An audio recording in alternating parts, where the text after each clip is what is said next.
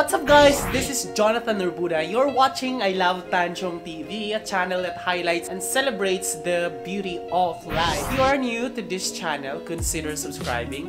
Just click the subscribe button at yung bell notification na katabi nito para ma-notified kayo moving forward sa mga upcoming uploads ko. And if you're using your social media like Twitter, Facebook, and Instagram, please do follow me. It's at I Love Tanchong. And do not forget, visit my travel blog. It's www.ilovetanchong.com.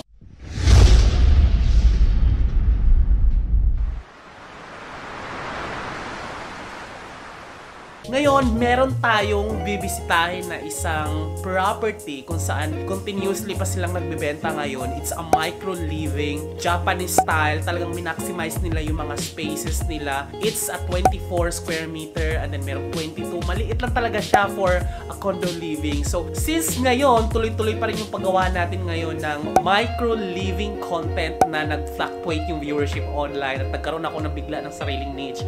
So, talagang itutuloy-tuloy natin to. Ngayon, meron tayong i-feature ngayon. Pupunta ako ngayon sa isang condo na ang pangalan ay Urban Loft na located dito sa Mandaluyong. It's a walking distance na dito sa place ko. So puntahan natin para maipakita ko sa inyo kung gaano ka-amazing yung design at paano minaximize yung each space na nasa loob ng condo. Kaya tara, go! Ito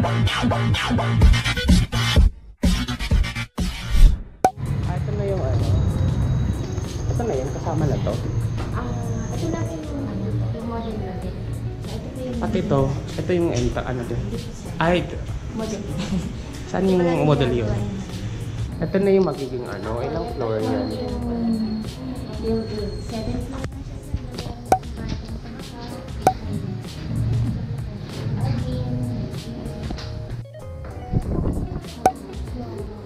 Unit namin. Ito na yun. Ito na yung pinaka. Ito na yung pinaka-entrance. Ito na yung ating Ilang square meter nga ulit to? 24? 24, sir. Ito lang, sir. Yan, sir. Pwede ko yung... Parang gaano katak? Parang... Standard lang. Standard yung ano niya. Tapos high ceiling pa tayo dito. Kaya nandito yung second floor. Hala, dapat pala ito yung... Matagal kasi ng turnover nito. Dapat na pala dito. Sir, next year po, turnover na po. Low-rise lang po tayo dito. Oh, low, mid-rise na data. Ilang floors yun? 7 floor. Low-rise ba ang tawag doon? Parang Opo. mid-rise yata. Mid-rise pag mga 10 to 10. 15 na. Opo. Ganitong 4. Pero may elevator naman, no? Meron po, sir. Parang ang ganda. Tapos may balcony. Ito yung may balcony. May balcony. Tapos meron po siya drying area. Ang ganda na. Ito yung drying area niya. Sa likod na to ng ano, buildings. Ito yung front, di ba? Opo, sir. Tapos ito na yung pwedeng may labahan, may provision. Wala, ang ganda. 24, no? Opo, sir. Ano to lahat? Built-in na tong mga to pag i-turn over? Opo, ganyan. Ito kasama na yung ref? Ref, yung window. Yan. Ito yung yung tawag din, yung window type. Oo. Tapos may mga cabinet din siya.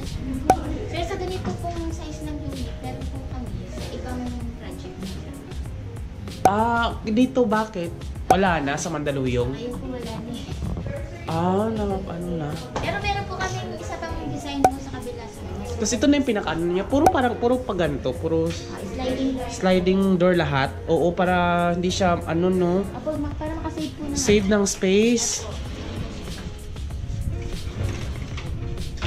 Guys, ano po siya sa Japanese. Kaya nga Japanese yung style. Pati nga itong din, sliding din. Apo, sir. Sliding din siya. Ang ganda, So, pag guys. nasa taas kayo, sir, taas yung floor nyo, ang ganda pong tignan kasi meron po. Saka pero ito, meron din. Pati yung mga cabinets built-in na din. Puro ang ganda.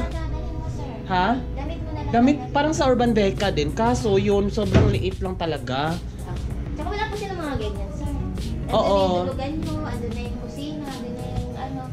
Ito po, sir, nagkaroon pa kayo ng sala. Kaya nga eh. Oo. Tapos nandito po sa taas yung tulugan.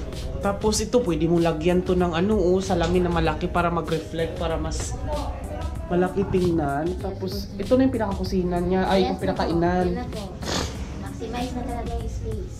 Ang ganda. Meron po pong mas maganda, sir. Ito po sa kabila pa. Ito sa taas, ano to? Yan po yung tulog bed. Ay, naka-on ba to? Sige, sir. Pati hagdanan po niya, sir. Meron po. Ano to? Pwede po Lahat siyang naka-ano, pamilya. guys, tingnan nyo.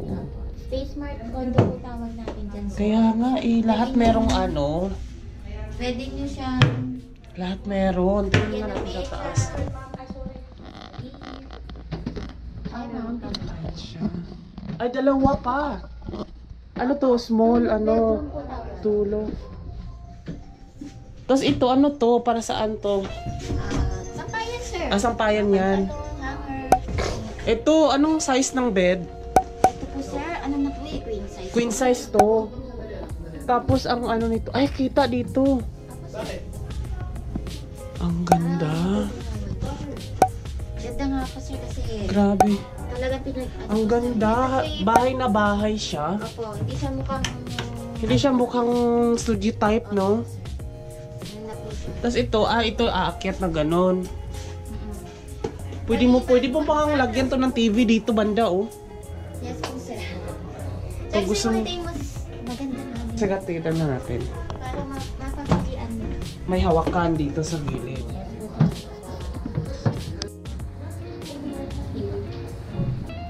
Ang ganda, grabe. Kasi ito diretso lang talaga. Pagpasok mo, kita talaga agad. Pero mas malapad to eh, no? Mas malaki naman po sa 24. Akala ko dagdag lang kasi is doon sa ano, sa lobby. Ay, ito walang parehas lang din ng... Grabe, ang ganda. Ito, oh.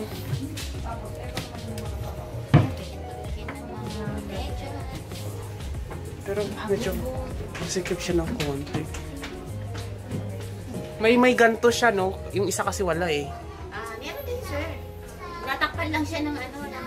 Natakpan lang ba siya? Sliding door. Meron din po. Walang ganto doon.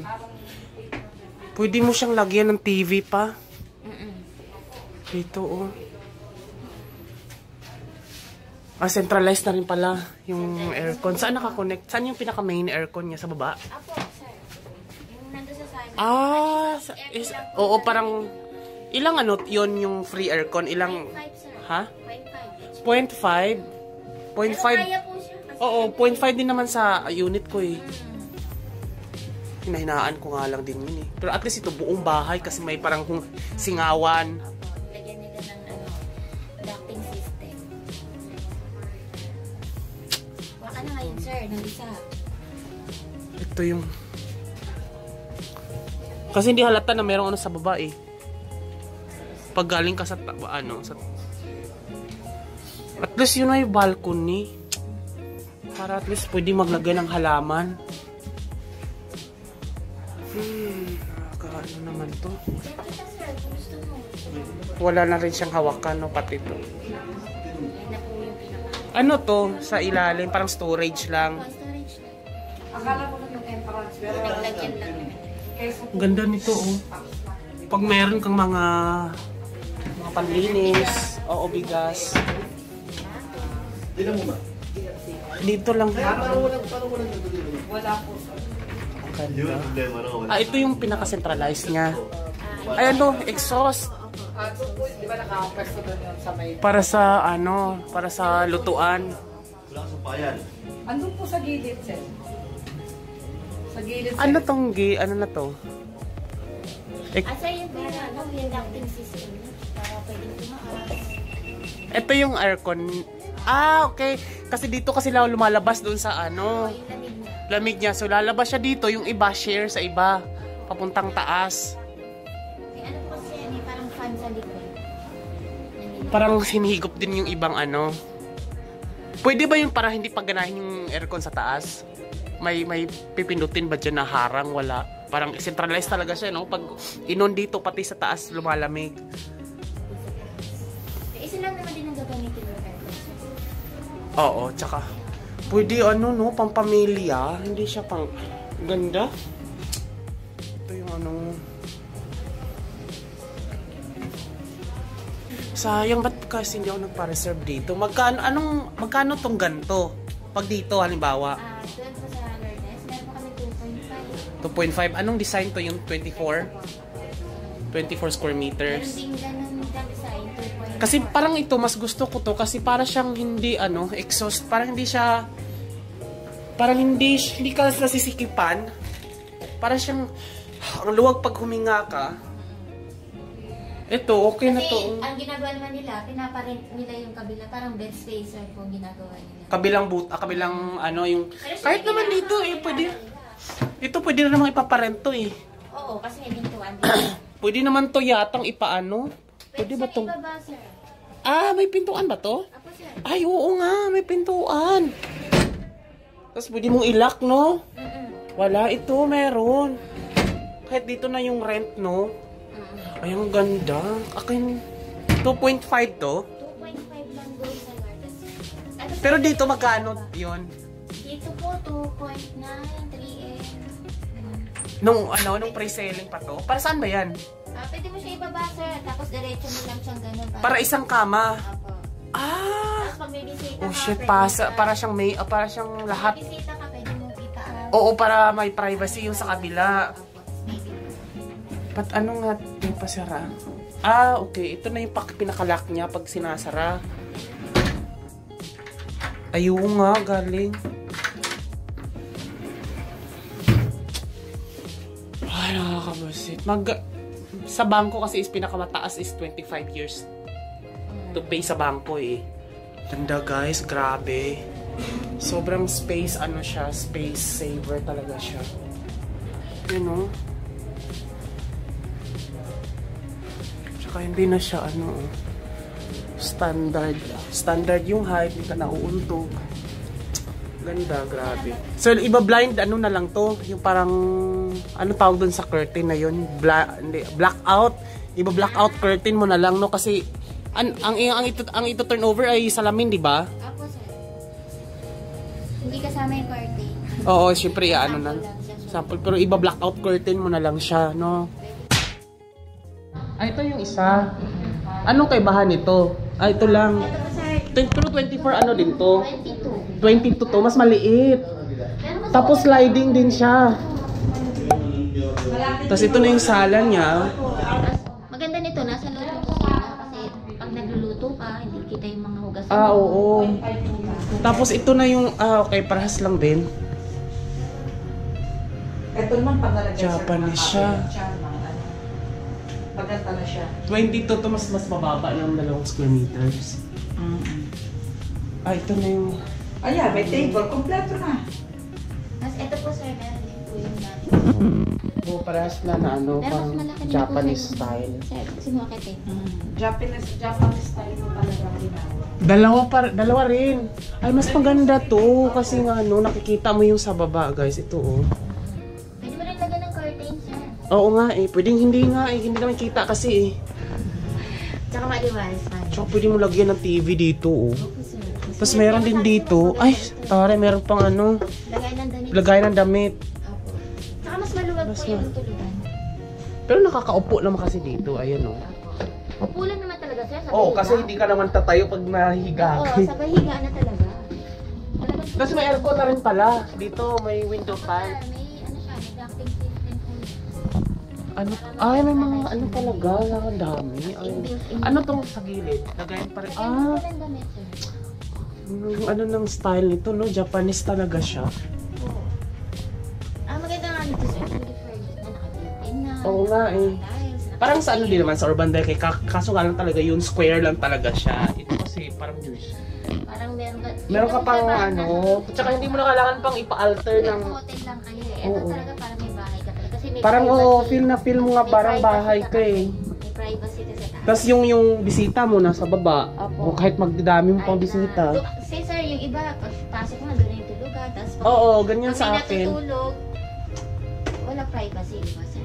Ito, ano ka lang ka pa ng privacy. Ang ganda. Tapos, dalawang Hindi ka rin bedroom naman na siya. mauuntog dito kasi Hindi po sir. Tapos sa Kahit taas ceiling po. po tayo dito eh. Ito pwede ka pang maglagay. Dito no, pwede dito lagyan ng damit. Kasi bumababa ka naman dito pagdating sa ano, hindi na naman mauutog eh. Yan sir, tingnan mo yung kusina sir. Ito yung ano niya guys. May mga cabinet din yun. Cabinet na. So kaso nga lang wala tong balcony. Opo sir, pero may airwell naman po tayo dito. Dito, meron naman po kayong hangin. Tapos may air, ano siya. Yun sa lang yung gitna. kaibahan balcony lang. Opo, yun lang po sir. Tsaka mas mahaba po ito eh. Mas malalim. Tsaka parang pag nandito ka sa kusina, parang feeling mo bahay na siya. Hindi mo na malalaman na may sala doon. Tapos pag dito ka sa sala, parang hindi mo makikita sa loob yung ano, mga hugasan. Ang ganda. Tapos dito na yung TV. Tsaka mas tayo. Tapos hindi mo alam na may kwarto pala sa taas pagpasok mo, no? Kasi yan guys, oh. Ganda, promise. Tapos yung space. Smart condo tawag na ito. Patented na po siya. Patented talaga siya. Sa developer lang dito nakapatent. Pinabayaran mo siya. Yan ang maganda sir. Kasi yung hindi sila nilagyan ng mga nabubutas dito na hawakan. Ito Oo lang nga yung eh. hawakan. Parang merong hawakan sa taas. Parang Kaya hindi na siya. Kala mo kadera siya, di ba? Oo. Oo nga no. Tsaka yung hindi siya yung may, baka kasi pag natanggalin mo yung hawakan dito sir, magbubutas-butas na yan. Lifetime ownership po tayo dito sir. 50. Sir? 50 years. Hindi po, lifetime. Saka po ang buhay mo, pwede niyo po ibang ano. Kasi po yung 50 years, yun po yung ano, lease cost. Ito po, perfect one. Perfect one. Dito, ito na yung ano mo. Apo, Ito na yung laba. Ay, ano talaga siya? For labahan talaga siya. Apo, meron po yung ano, drainage yan sir. Kasi, pero pwede mo naman siyang para ilagyan pa ng ano, no, para hindi makita yung... Ang sampayan, saan yung sampayan nakalagay? Ay, ito. Dryer niyo muna, tapos ano. Tapos kusina. Ito na rin yung ano mo, kainan. Kainan niyo, pwede. Ang ganda. Pwede rin naman siya ilagay niyo doon yung ito. Ilagay niyo dito sir. Pati ba yung mga table, hindi kasama, hindi na. Hindi. Kasama rin po sir. Pati yung kutsara din nito, kasama na yan. Totoo ba? Opo. Pati to? Opo, kasama na. TV? TV, ref, aircon. Talaga ba? Pati yung mga bedding sir, mga unan, kasama po yan. Para makapag-reserve ka na ng unit. Grabe. Diba?